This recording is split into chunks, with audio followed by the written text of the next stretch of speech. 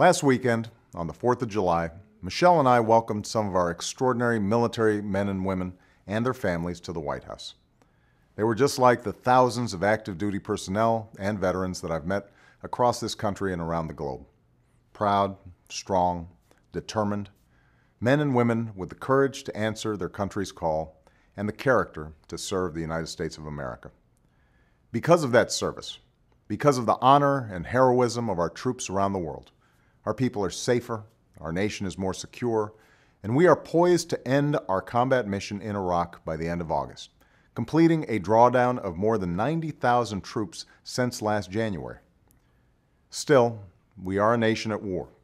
For the better part of a decade, our men and women in uniform have endured tour after tour in distant and dangerous places. Many have risked their lives. Many have given their lives. And as a grateful nation, humbled by their service, we can never honor these American heroes or their families enough.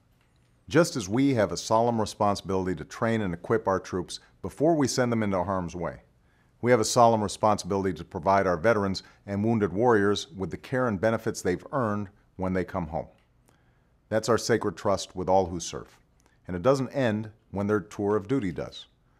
To keep that trust, we're building a 21st century VA, increasing its budget, and ensuring the steady stream of funding it needs to support medical care for our veterans. To help our veterans and their families pursue a college education, we're funding and implementing the post-9/11 GI Bill. To deliver better care in more places, we're expanding and increasing VA health care, building new wounded warrior facilities, and adapting care to better meet the needs of female veterans. To stand with those who sacrifice, we've dedicated new support for wounded warriors and the caregivers who put their lives on hold for a loved one's long recovery. And to do right by our vets, we're working to prevent and end veteran homelessness. Because in the United States of America, no one who served in our uniform should sleep on our streets. We also know that for many of today's troops and their families, the war doesn't end when they come home. Too many suffer from the signature injuries of today's wars: post-traumatic stress disorder and traumatic brain injury. And too few receive the screening and the treatment that they need. Now, in past wars, this wasn't something America always talked about. And as a result, our troops and their families often felt stigmatized or embarrassed when it came to seeking help. Today, we've made it clear up and down the chain of command that folks should seek help if they need it. In fact, we've expanded mental health counseling and services for our vets. But for years, many veterans with PTSD who have tried to seek benefits, veterans of today's wars and earlier wars, have often found themselves stymied. They've been required to produce evidence proving that a specific event caused their PTSD. And that practice has kept the vast majority of those with PTSD who served in non-combat roles, but who still waged war, from getting the care they need. Well, I don't think our troops on the battlefield should have to keep notes just in case they need to apply for a claim.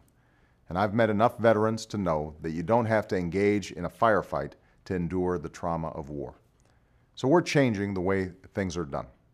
On Monday, the Department of Veterans Affairs, led by Secretary Ric Shinseki, will begin making it easier for a veteran with PTSD to get the benefits he or she needs.